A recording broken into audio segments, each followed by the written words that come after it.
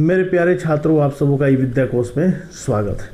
आज के इस वीडियो में हम लोग बात करेंगे बिहार बोर्ड के द्वारा बीएसीबी द्वारा जो सितंबर के महीने में मंथली एग्ज़ाम लिया गया है, उस मंथली एग्ज़ाम में क्लास 11 के फिजिक्स के जो ऑब्जेक्टिव क्वेश्चन आए हैं, हम उन सभी ऑब्जेक्टिव क्वेश्चंस का ट्रिकी हल देखने वाले, ट्रिक के सहारे हम उनका हल देखने वाले कि कैसे हम जल्दी से जल्दी ऑप्शन को ढूंढ सके।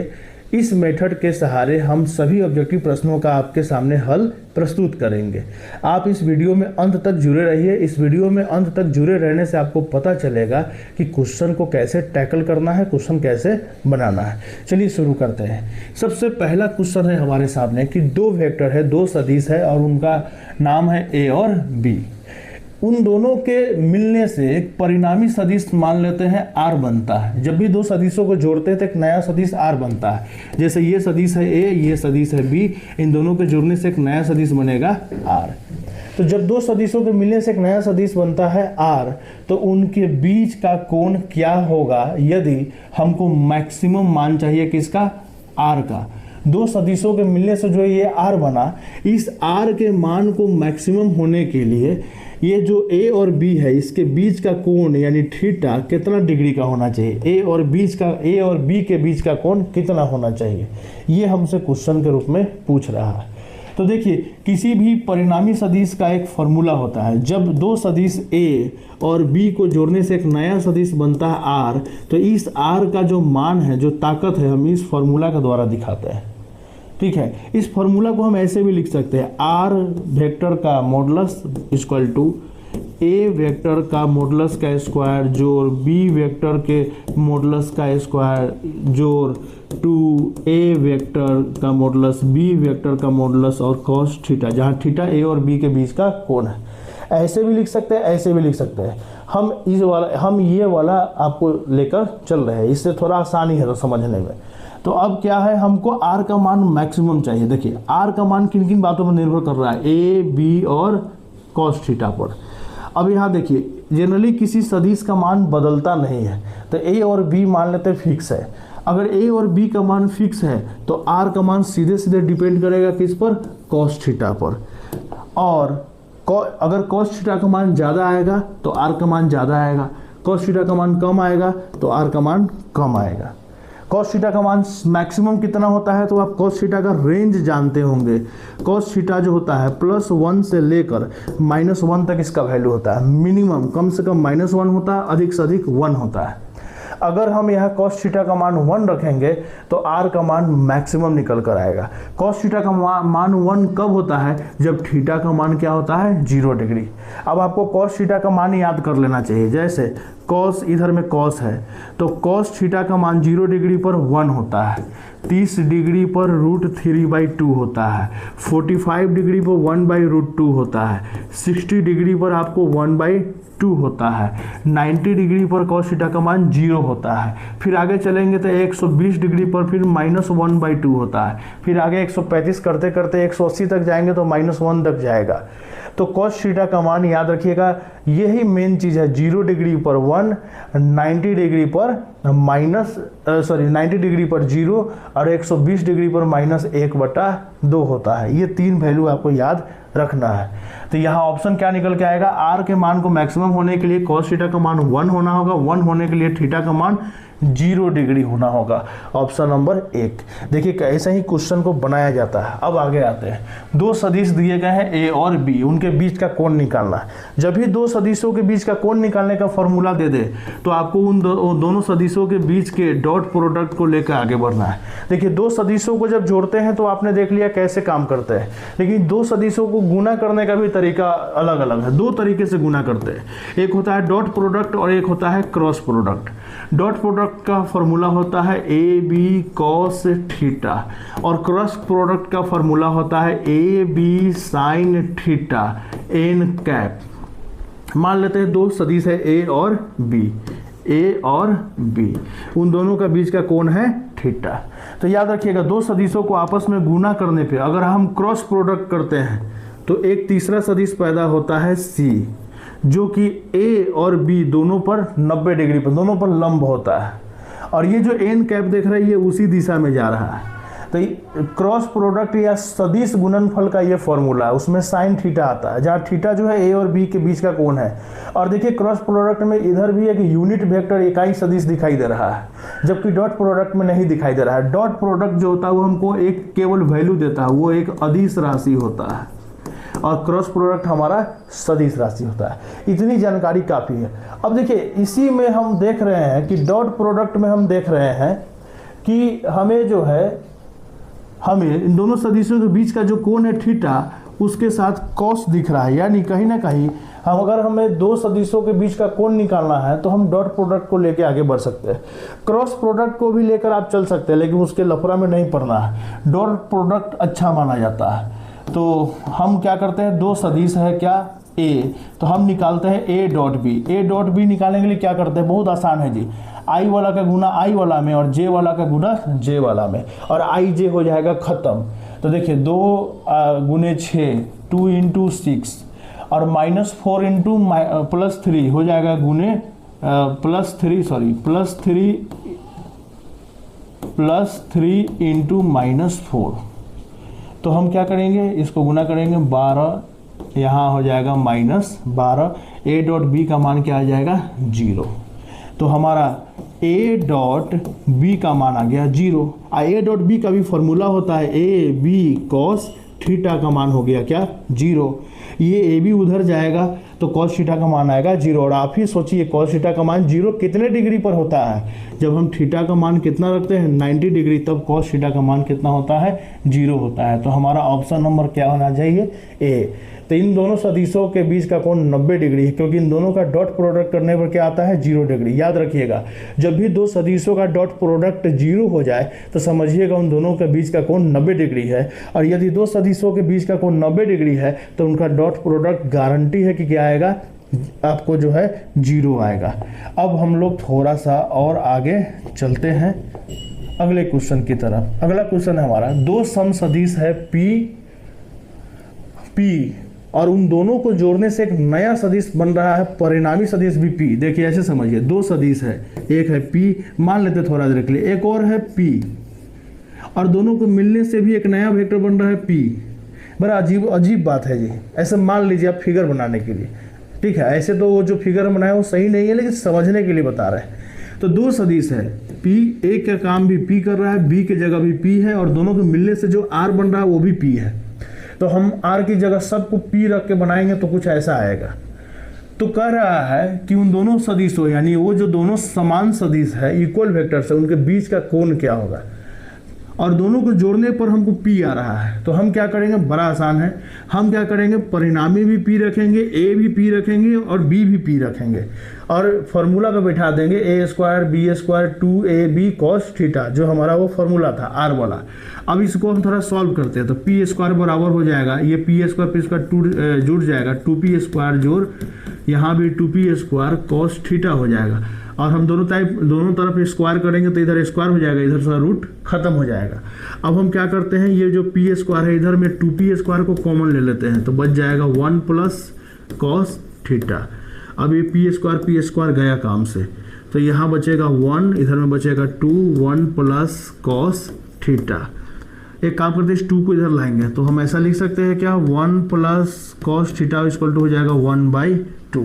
इस 1 को उधर भेजते हैं, जाके -1 हो जाएगा, तो घट के हो जाएगा -1/2। और अभी आप ही सोचिए, थोड़ा देर पहले बताया है, cos थीटा का मान -1/2 कब होता है, जब थीटा का मान हमारा कितना होता है 60 डिग्री का मतलब होता है 1/2, और 120 डिग्री का होता है -1/2। तो ऑप्शन नंबर क्या हो जाना चाहिए, सी आंसर हो जाना चाहिए। आगे बढ़ते हैं, अगला क्वेश्चन देखिए, दो सदिश है A और B, उनके जुटने से एक नया सदिश C बन रहा है, और C का ताकत का फॉर्मूला दिया हुआ है। C का फॉर्मूला कैसा दिया हुआ है, C का फॉर्मूला दिया हुआ है A के ताकत का स्क्वायर जोड़ B के ताकत का स्क्वायर। देखिए यहाँ मॉडुलस लगा के लिखा है, हम ऐसे भी लिख सकते हैं, कोई दिक्कत नहीं है। तो C का फॉर्मूला में ये बचा है, जबकि हम जानते हैं कि किसी परिणामी सदिश का फॉर्मूला बराबर होता है A का स्क्वायर जो B का स्क्वायर + 2ab cos थीटा, और हम देख रहे हैं यहाँ cos थीटा गायब है, और कह रहा है A और B के बीच का कोण क्या होगा, कोण निकालना है। तो A और B के बीच का हमको कोण निकालना है। अब हम देख रहे हैं कि ये जो है cos ये वाला पूरा का पूरा गायब है, इसका मतलब उसका मान 0 है, तभी तो गायब है। इसका मतलब है 2ab का मान 0 है, यानी 2ab cos थीटा का मान है 0। इस 2ab को उधर भेजेंगे तो इसका मतलब वो भी 0 हो जाएगा। इसका मतलब cos थीटा का मान है 0। आप ही बताइए ना, cos थीटा का मान 0 कब होता है? 90 डिग्री पर। ये बात ध्यान में रखना है। चलिए आगे बढ़ते हैं। यदि दो सदिश एक दूसरे के लंबवत हो तो उनका अदिश गुणनफल क्या होगा? जैसे मान लेते दो सदिश है A और B, तो देखिए जब भी दो सदिश लंबवत होते हैं तो उनके बीच का कोण हो जाता है 90 डिग्री। और अभी तो बताया है कि जब दो सदिश एक दूसरे के लंबवत हो, उनके बीच अगर 90 डिग्री का कोण है तो उनका अदिश गुणनफल यानी डॉट प्रोडक्ट 0 आता हमेशा। तो ऑप्शन नंबर क्या हो जाएगा? A हो जाएगा। आगे आते हैं, क्वेश्चन नंबर हमारा 6। दो समांतर सदिशों का सदिश गुणनफल होता है। अब दो समांतर सदिश है, एक ही दिशा में जा रहे हैं, उनका सदिश गुणनफल। अभी थोड़ा देर पहले बताया सदिश गुणनफल का फॉर्मूला ऐसा होता है, A क्रॉस B बराबर AB sine theta n cap, ठीक है। और ये एक सदिश राशि होता है। अब हमको क्या बता रहा है कि दोनों सदिश समांतर है। समांतर सदिशों के बीच का जो कोण होता है ना 0 डिग्री होता है। और यदि प्रति समांतर है, एक इधर जा रहा है एक इधर जा रहा है, तो उनके बीच का कोण 180 डिग्री होता है। तो आप यहाँ थीटा की जगह 0 रखिए या 180 रखिए, साइन थीटा का मान 0 आएगा। साइन 0 का भी मान 0, साइन 180 का भी मान 0 आएगा। और जैसे ये 0 होगा सबको हीरो बना देगा। तो यानी दो सदिश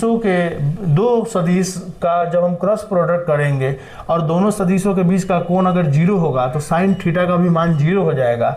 और उस केस में हमारा ये सदिश गुणनफल एक शून्य सदिश के बराबर आएगा। अब देखिए यहाँ आएगा, क्या आएगा? इस पूरे के बदले आएगा 0। 0 गुने यूनिट वेक्टर हो जाएगा एक जीरो सदिश या नल वेक्टर इसको बोलते हैं। तो देखिए एक शून्य सदिश, ऑप्शन नंबर कौन हो जाएगा? बी, शून्य सदिश आएगा। आगे बढ़ते हैं। दो सदिशों का अदिश गुणनफल के बारे में निम्नलिखित में कौन सा कथन सही है? तो आपको तो बताइए दिए हैं कि दो सदिशों का जब हम अदिश गुणनफल करते हैं तो उससे हमको एक अदिश राशि प्राप्त होता है, केवल वैल्यू प्राप्त होता है, कोई सदिश प्राप्त नहीं होता है। तो यहाँ आपसे ऑप्शन नंबर क्या देना होगा? डी, कि दो सदिशों का अदिश गुणनफल करने से हमें एक अदिश राशि की प्राप्ति होती है। बाकी सारे के सारे ऑप्शन आप देख लीजिए, ये एक सदिश राशि है, गलत अधिकतम होता है, नहीं सब फलाना दिमागा, ये सब बकवास है, कुछ नहीं, ठीक है। अब आते हैं दो सदिश है, a प्लस बी का परिमाण a माइनस बी के परिमाण के बराबर है। तो देखिए अब यहाँ दो चीज आ गया, सदिशों का योग और सदिशों का घटाव, दोनों आ गया। जब दो सदिशों को जोड़ा जाए तब तो फॉर्मूला ऐसे निकालते हैं, दोनों को जोड़ने से एक नया सदिश बनेगा r, उसका हम रिजल्ट ऐसे निकालते हैं।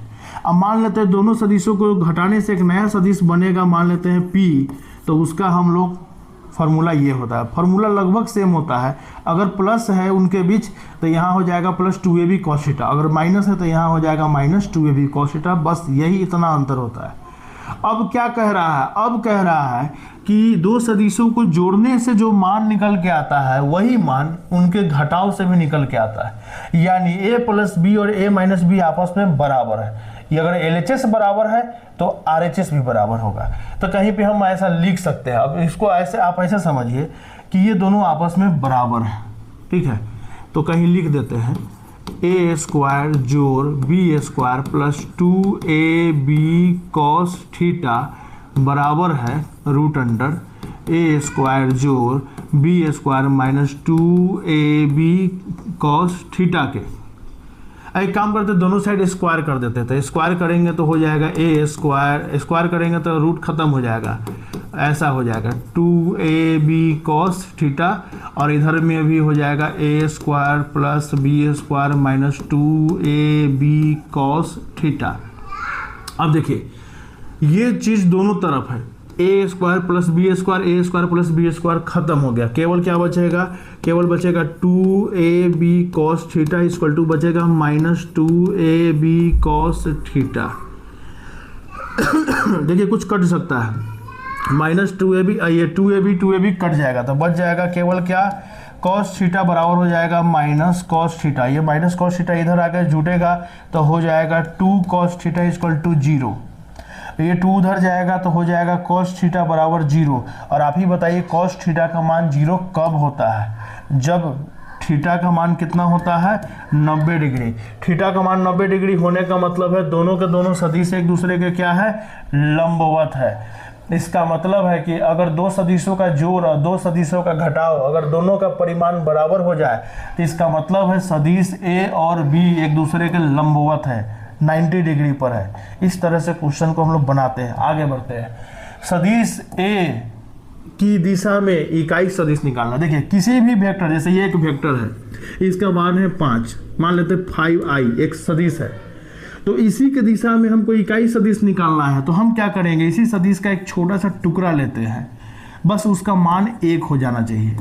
तो इकाई सदिश का मतलब क्या होता है, किसी मेन सदिश, कोई मेन सदिश है ए, उसी के दिशा में हम एक और छोटा सा सदिश बनाते हैं जिसका मान 1 हो जाए, उसी को यूनिट वेक्टर या इकाई सदिश कहते हैं। इकाई सदिश निकालने का एक फॉर्मूला होता है, इकाई सदिश बराबर होता है मेन सदिश बटा मेन सदिश का मान या परिमाण, मैग्नीट्यूड।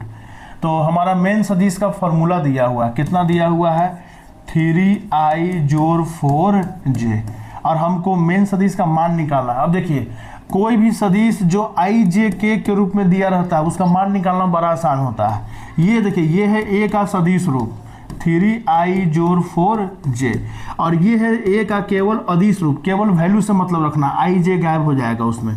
तो उसका फॉर्मूला होता है कि जो भी सदिश, जिस सदिश को i j k के रूप में लिखा जाए उसका ताकत होता है i वाला का स्क्वायर और j के साथ जो संख्या है उसका स्क्वायर। 3 का स्क्वायर और 4 का स्क्वायर कीजिएगा तो 9 + 16, 9 + 16 जोड़िएगा तो 25, रूट 25 का मान कितना होता है 5, यानी a का मान आएगा 5। अब 5 से भाग कीजिएगा तो आप इसी चीज़ को आप ऐसे भी तो लिख सकते हैं, इसी चीज़ को आप ऐसे भी तो लिख सकते हैं 1/5 × 3i जोड़ 4j, आप ऐसे भी लिख सकते हो। तो हम यहाँ पे आप देख सकते हैं ऑप्शन नंबर क्या होना चाहिए, ए आंसर होना चाहिए। आगे बढ़ते हैं। दो सदिश ए और बी से बने एक समांतर चतुर्भुज का क्षेत्रफल दिया जाता है। तो याद रखिएगा दो सदिश है ए और बी, और अगर वो दोनों मिलकर एक समांतर चतुर्भुज बना रहे हैं ऐसे इस तरह से, तो उन दोनों उस समांतर चतुर्भुज का जो क्षेत्रफल है वो इस फॉर्मूला से निकाला जाता है, a क्रॉस b करके निकाला जाता है।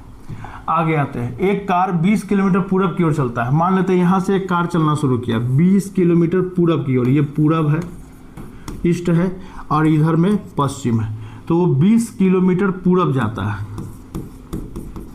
अब फिर उसी रास्ते से बैक होकर मान लेते हैं लौटता है, फिर 30 किलोमीटर पश्चिम की ओर चलता है, पूरब जाता है 20 किलोमीटर, फिर बैक होता है।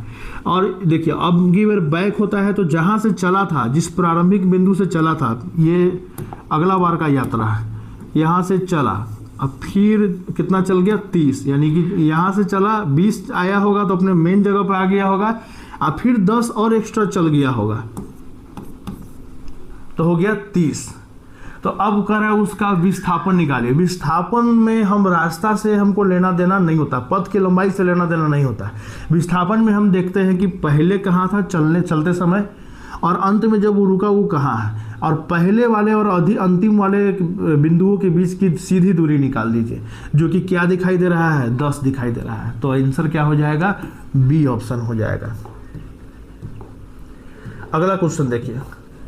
वेग और समय ग्राफ के नीचे का क्षेत्र दर्शाता है। एक तरफ हम समय को लेते हैं एक्स एक्सिस पर, और वाई एक्सिस पर हम लोग वेग को लेते हैं। जब हम वेग और समय के बीच ग्राफ खींचते हैं, मान लेते हैं ऐसा ग्राफ आया, तो उस ग्राफ के नीचे ये जो इलाका दिख रहा है, ये जो क्षेत्रफल दिख रहा है, ये किसको दिखाता है? तो याद रखिएगा वेग और समय ग्राफ का जो ढाल होता है वो त्वरण को दिखाता है, और वेग और समय ग्राफ के अंदर जो एरिया बनता है, ये जो आकृति बना उसका जो क्षेत्रफल होता है, वो क्षेत्रफल हमें किसको दिखाता है? तो याद रखिएगा वो विस्थापन निकाल कर देता है। तो ऑप्शन नंबर क्या हो जाएगा, ए हो जाएगा। आगे, यदि कोई वस्तु समान समय अंतराल में समान दूरी तय करे तो इस गति को क्या कहते हैं? बड़ा आसान है जी। समान समय अंतराल में समान दूरी तय हो तो उसको एक समान गति कहा जाता है। तो ऑप्शन नंबर हमारा क्या होना चाहिए, एक समान नहीं दिया है, लेकिन देखिए अंग्रेजी में यूनिफॉर्म गति दिया हो, यूनिफॉर्म मोशन, इसलिए हिंदी इंग्लिश दोनों पढ़ना चाहिए। यूनिफॉर्म मोशन उसको कहते हैं। यदि किसी वस्तु की वेग दुगुनी हो जाती है तो उसकी गतिज ऊर्जा, अब देखिए किसी वस्तु की गतिज ऊर्जा का फॉर्मूला होता है 12 mv²। यानी गतिज ऊर्जा किस पर निर्भर करता है? द्रव्यमान पर और वेग पर। जनरली किसी वस्तु का वजन यानी द्रव्यमान नहीं बदलता है, और ये तो कांस्टेंट है ही। तो जब हम कांस्टेंट को हटाते हैं तो समानुपात लगाते हैं, यानी k का मान v स्क्वायर के समानुपाती है, यानी वेग के वर्ग के समानुपाती है। फिर कह रहा है कि अगर उसकी गतिज ऊर्जा क्या होगी, अगर उसके वेग को 2 गुना कर दिया जाए, यानी ये जो v का मान है उसको हम अगर 2v कर दें तो कितना गुना हो जाएगा? तो इसका स्क्वायर करेंगे तो 2 का स्क्वायर 4 और v स्क्वायर। तो आप ही बताइए गतिज ऊर्जा अब कितना गुना हो जाएगा? 4 गुना हो जाएगा। तो ऑप्शन नंबर हमारा कौन हो जाएगा? 4 गुना बढ़ जाएगा, ऑप्शन नंबर सी हो जाएगा। आगे बढ़ते हैं। दूरी और समय ग्राफ की ढाल क्या दिखाती है? इस साइड में हम लोग ले लिए है दूरी और इधर में हम लोग ले लिए है समय। तो याद रखिएगा दूरी और समय ग्राफ का जो ढाल है, जो ग्राफ आया इसका जो ढाल है वो हमको चाल देता है। वो ट्रिकी याद रखना है, चाल ढाल, यानी जो दूरी और समय ग्राफ का जो ढाल है वो हमको क्या देता है? चाल देता है। तो उसी चाल को आप देखिए यहाँ चाल है ही नहीं, इसलिए कहा जाता है हिंदी इंग्लिश दोनों में पढ़ना चाहिए। इसी चाल को अंग्रेजी में हम लोग क्या कहते हैं? स्पीड कहते हैं। तो इसलिए उसी को गति या क्या कहते हैं? स्पीड कहते हैं। आगे, एक कण विरामावस्था से स्थिर त्वरण के साथ चलता है तो t समय में कण द्वारा तय की गई दूरी किसके समानुपाती होगी? तो अब एक इसको ऐसे समझिए कि गौर से पढ़िए, क्वेश्चन क्या कर रहा है। एक कण है जो विरामावस्था से चलना शुरू करता है। विरामावस्था मतलब एक कोई कण या कोई वस्तु है, मतलब प्रारंभिक वेग उसका, शुरुआत में वो उसका वेग था 0। विरामावस्था का मतलब शुरुआती वेग था 0, यही समझना फिजिक्स में, ये फिजिक्स का भाषा है। विरामावस्था से कोई वस्तु चलती है, इसका मतलब वो पहले में रुका हुआ था, तो उस समय उसका चाल या वेग क्या था? 0 था। अब क्या होगा? और वो जो चल रही है वो देखिए गौर से स्थिर त्वरण से चल रही है। त्वरण यानी कहने का मतलब उसका जो एक्सेलरेशन है a, त्वरण का मान है नियत, और चल रही है। तो कह रहा है कि मान के चलते चलते कुछ दूर चली गई तो उसके द्वारा कुछ ना कुछ दूरी तय हुआ, मान लेते हैं s दूरी तय हुआ। तो ये जो दूरी है वो दूरी किसके समानुपाती होगी, यानी इसका मान किस पर निर्भर करेगा? तो आप एक फॉर्मूला पढ़े हुए हैं कि जब त्वरण नियत हो जाए, जब त्वरण स्थिर हो जाए तो आप गति के समीकरण का इस्तेमाल कर सकते हैं। यही तो टेक्निक है, त्वरण स्थिर करके इसलिए दिया, आपको इशारा किया कि आप गति के समीकरण का इस्तेमाल कीजिए। और त्वरण अगर स्थिर नहीं है तो आप गति के समीकरण का इस्तेमाल नहीं कर सकते हैं। तो गति के समीकरण में हमको वो समीकरण उठाना है जिसमें दूरी और त्वरण और u ये सब आता हो। तो एक तो हमारा ये वाला होता है, एस बराबर होता है ut plus half at square, ये वाला होता है। u का मान है क्या? 0, 0 गुने t करेंगे पूरा हो जाएगा 0, 0 को लिखने का जरूरत नहीं है, यानी s का मान किसके बराबर आएगा? हाफ at स्क्वायर के। अब देखिए ये कांस्टेंट है, इसका मान बदलवे नहीं करता है। तो जो चीज़ नहीं बदलता है अगर उसको आपको किसी समीकरण से हटाइएगा तो बराबर हट के समानुपात का चिन्ह लगता है। तो दूरी किसके समानुपाती है? समय के स्क्वायर के समानुपाती है। ऑप्शन नंबर कौन हो जाएगा? बी हो जाएगा। आगे आते हैं। यदि एक कण एक तल में चल रहा है, मान लेते हैं ये एक तल है, जमीन है, उस जमीन में एक कण, कोई कण या कोई गेंद चल रहा है। तो देखिए जब किसी तल में, तल माने जैसे इधर में है एक्स एक्सिस, ठीक है, और इधर में है वाई एक्सिस, एक्स और वाई के मिलने से एक तल बनता है। जब भी कोई कण किसी तल में चलता है तो उसके वेग का 2 घटक होता है, एक एक्स में घटक होता है, एक वाई में घटक होता है। इसको बोलते हैं वी एक्स, इसको बोलते हैं वी वाई। अगर x और y दोनों घटक है तो वो कण इधर इस ऐसे ऐसे कहीं इसमें बीच में चलेगा, इस रास्ते में कहीं चलेगा। अगर y घटक केवल है और x घटक नहीं है तो वो कण केवल ऊपर जाएगा। अगर y घटक नहीं है, केवल x घटक है तो वो कण केवल सीधे जाएगा। तो कह रहा है कि उसका वेग का जो x घटक वो स्थिर है, इसका मान नहीं बदलता है, और जो y घटक है वो शून्य है, यानी कि ये इधर की ओर ऊपर की ओर गति नहीं कर रहा है, केवल x में गति कर रहा है। तो अभी बताइए कोई वस्तु जब केवल x में गति, एक ही दिशा में गति करेगा और भी नियत मान से, तो उसका जो पथ होगा, जिस रास्ते पे वो चलेगा, कह रहा है कि कण का पथ क्या होगा। तो याद रखिएगा जब कण चलते समय उसके वेग का केवल एक ही घटक हो, उसके पास केवल x घटक हो, इसका मतलब है कि वो इस प्लेन में एक सीधी रेखा में चल रहा है। तो एक सरल रेखा में चलेगा, एक सीधी रेखा में चलेगा। गुरुत्वाकर्षण के प्रभाव में एक प्रक्षेप्य का पथ क्या होगा? अब देखिए प्रक्षेप माने जैसे कोई गेंद लिए, प्रक्षेप क्या होता है? किसी भी चीज को धरती से जब आप फेंकते हैं तो एक प्रक्षेप्य बन जाता है, प्रोजेक्टाइल बन जाता है। जैसे एक गेंद, इस गेंद को फेंका गया है तो इस गेंद को आपने फेंका इधर, तो जाना चाहिए था इन्हें आसमान चीरते हुए सीधे कदा अंतरिक्ष में, लेकिन अंतरिक्ष में नहीं जा रहा है। वो कहाँ जा रहा है? वो गेंदवा इससे मुड़ जा रहा है। काहे इसे मुड़ रहा है?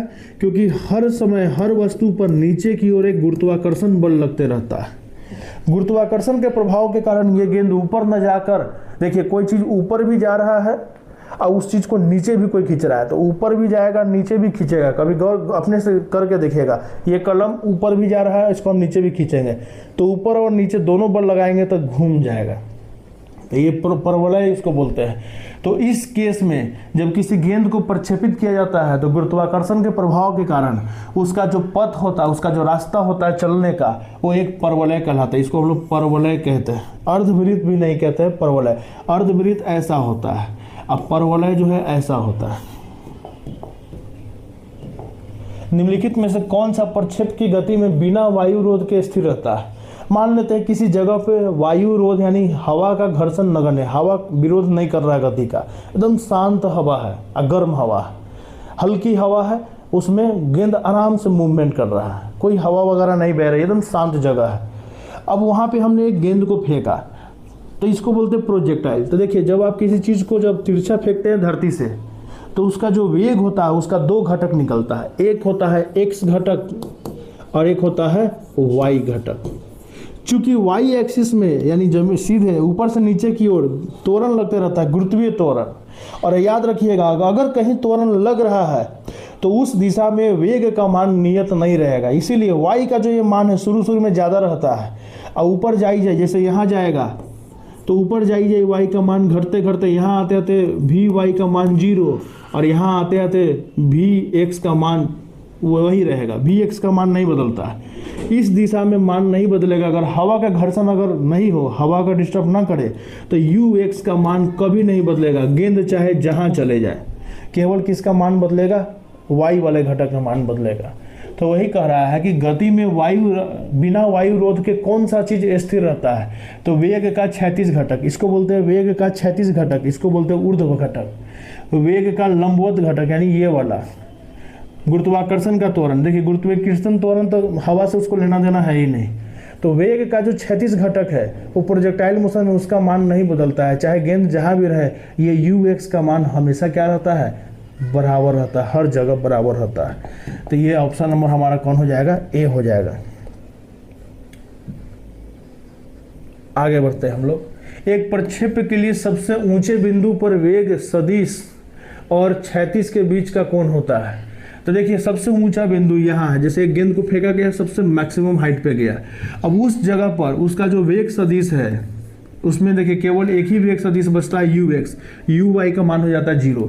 तो ये जो वेग सदिश है यू एक्स और ये जो क्षैतिज है इसके बीच का कोण क्या होगा? जरा गौर से देखिए, क्षैतिज और ये सदिश दोनों एक दूसरे का समानांतर है, और जब दो चीजें समानांतर होती है तो उनके बीच का कोण 0 डिग्री लेना होता है। तो ऑप्शन नंबर क्या हो जाएगा? ए हो जाएगा। और आगे बढ़ते हैं। प्रक्षेप का उड़ान का समय समानुपाती होता है। प्रक्षेप को जब हम फेंकते हैं तो यहाँ से उड़कर यहाँ तक गिरने तक का जो समय होता है वो किसके समानुपाती होता है? इसी को टाइम ऑफ फ्लाइट कहते हैं, उड्डयन काल।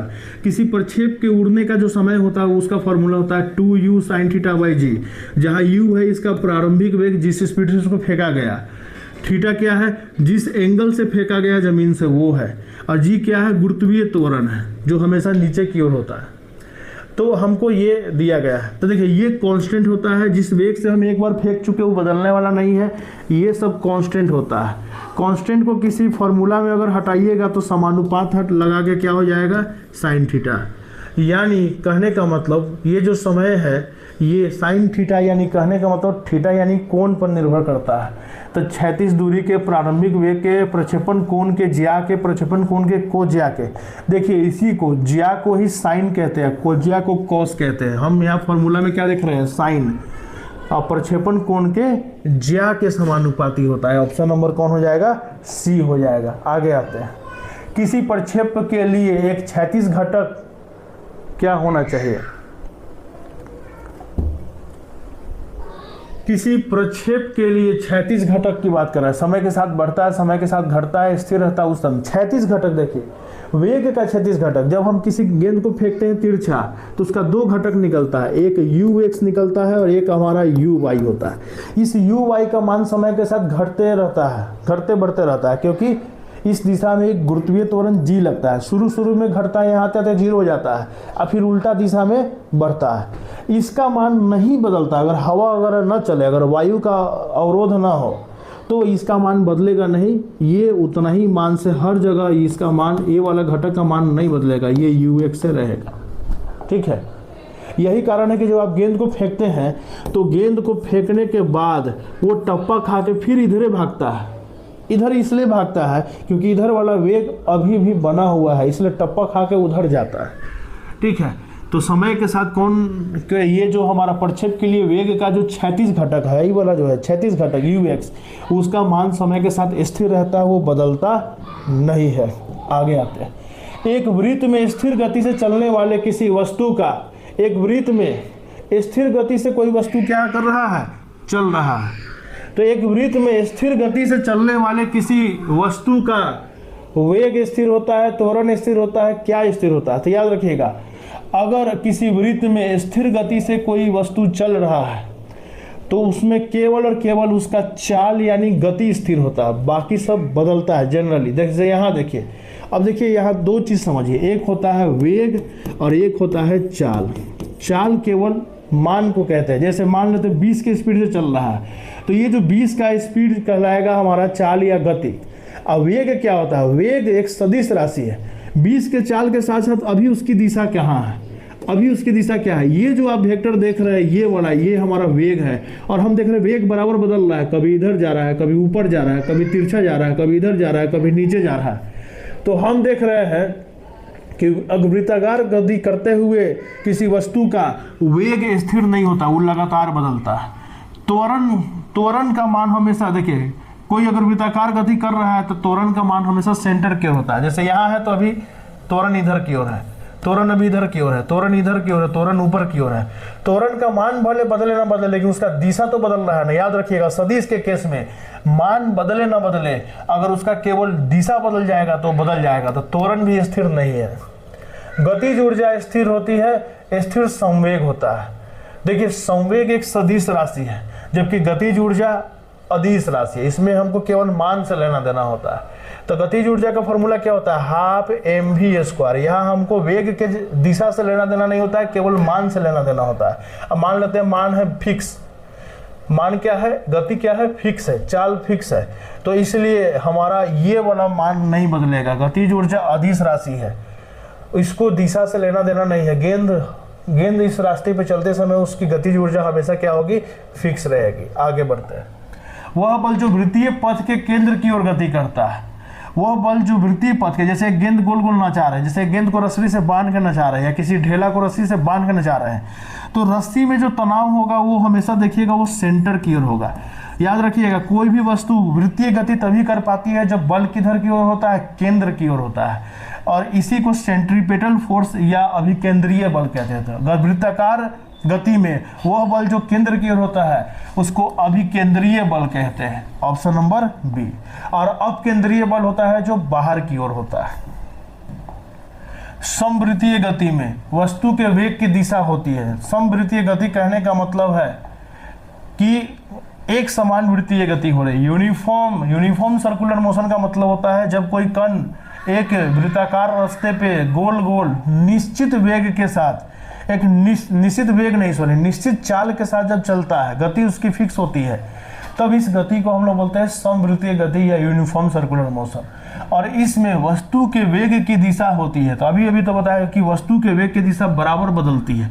और कैसे निकालते हैं? जैसे इस जगह पर इसका वेग निकालना है तो इस कण से जिस रास्ते पे चल रहे हैं उसमें एक स्पर्श रेखा खींचते हैं, वही उसके वेग का दिशा है। यहाँ वेग का दिशा निकालना है, यहाँ एक स्पर्श रेखा खींचेंगे, तो एक स्पर्श रेखा खींचते हैं तो हमको वेग का दिशा निकलता है। तो वृत्त की जो स्पर्श रेखा होता है उसी रेखा में हमको वेग का दिशा मिलता है। ऑप्शन नंबर ए हो जाएगा।